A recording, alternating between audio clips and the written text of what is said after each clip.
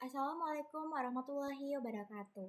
Saya Dia Zulhafnisa Riza dengan NPM 2578-2065. Saya di sini akan mempresentasikan dari inti pembahasan dari modul 6 yaitu lapisan tautan data. Di sini yang pertama adalah tujuan lapisan tautan data. Bagian ini membahas fungsi utama dari data link layer, yaitu lapisan 2 pada model OSI dalam mempersiapkan data agar bisa ditransmisikan melalui media fisik jaringan. Kemudian pada 6.1.1 yaitu lapisan tautan data, pada bagian ini dia menjelaskan peran utama lapisan 2, yaitu menerima paket data dari lapisan jaringan, yaitu network layer atau layer 3, dan mengemasnya menjadi frame atau bingkai untuk dikirimkan ke media fisik atau kabel atau wireless. Lapisan ini bertindak sebagai jembatan antara perangkat lunak atau software jaringan dan perangkat keras hardware. Kemudian 6.1.2 yaitu sublapisan tautan data IEE 802 LAN atau MAN. Lapisan ini dibagi menjadi dua sublayer oleh standar IEE 802. Yang pertama ada LLC yaitu Logical Link Control, berkomunikasi dengan lapisan atas network layer dan mengidentifikasi protokol jaringan yang digunakan.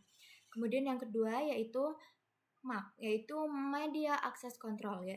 Dia mengatur akses ke media fisik, mengedefinisikan pengalamatan hardware atau MAC address, dan melakukan enkapsulasi data. Kemudian 6.1.3 menyediakan akses ke media. Menjelaskan bagaimana data link layer mengatur jalannya frame melewati berbagai jenis media transmisi seperti kabel tembaga, serat optik, atau sinyal radio nirkabel tanpa mengganggu lapisan di atasnya. Kemudian kita masuk ke 6.1.4, standar lapisan tautan data, berisi daftar organisasi internasional yang mengatur standar protokol pada lapisan ini seperti IEE, ITU, terus kemudian ISO dan ANSI. Kemudian 6.2 yaitu topologi. Bagian ini membahas susunan fisik dan logis dari perangkat-perangkat ke dalam jaringan serta cara mereka berbagi media komunikasi. Kemudian 6.2.1 yaitu topologi fisik dan logis.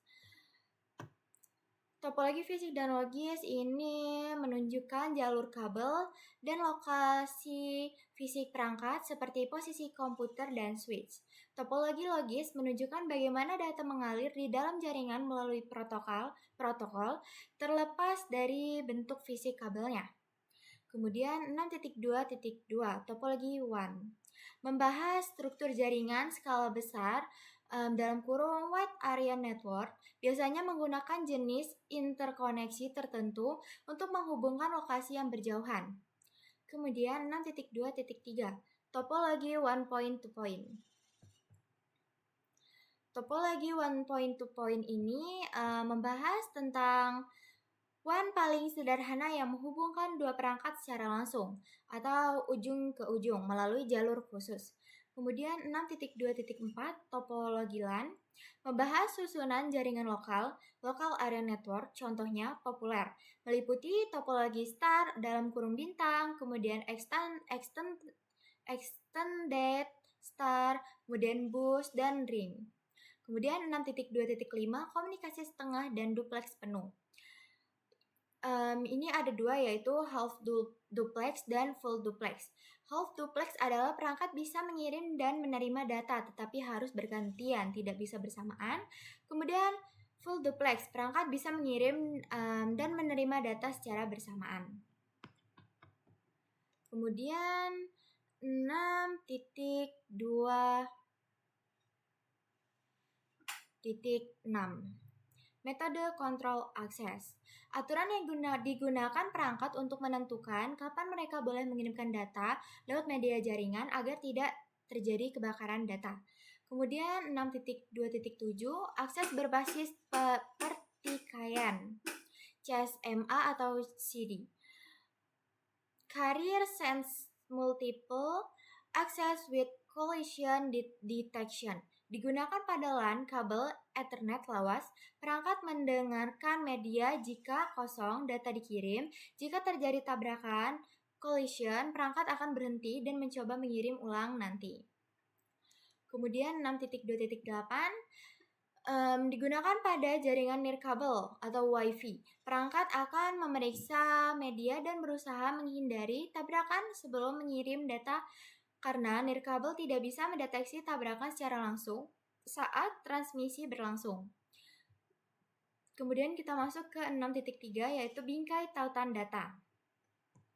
Bagian ini membedah struktur data frame yaitu unit data yang dikirimkan pada lapisan tautan data. Kita masuk ke 6.3.1 yaitu bingkai. Menjelaskan bahwa frame adalah struktur pembungkus paket data. Setiap frame terdiri dari 3 bagian utama yaitu header. Header itu adalah kepala, kemudian data, isi paket, dan trailer yaitu ekor. Kemudian pada 6.3.2 yaitu bidang bingkai.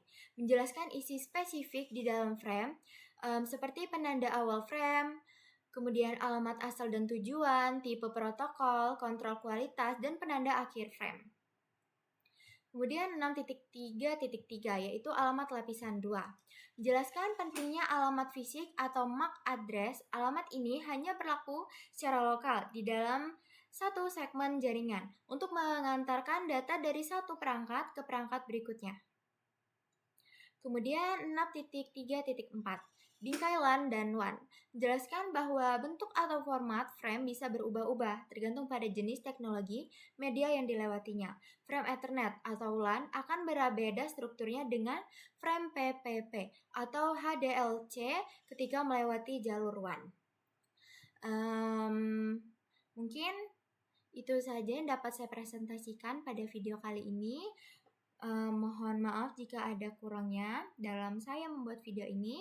Saya akhiri. Wassalamualaikum warahmatullahi wabarakatuh.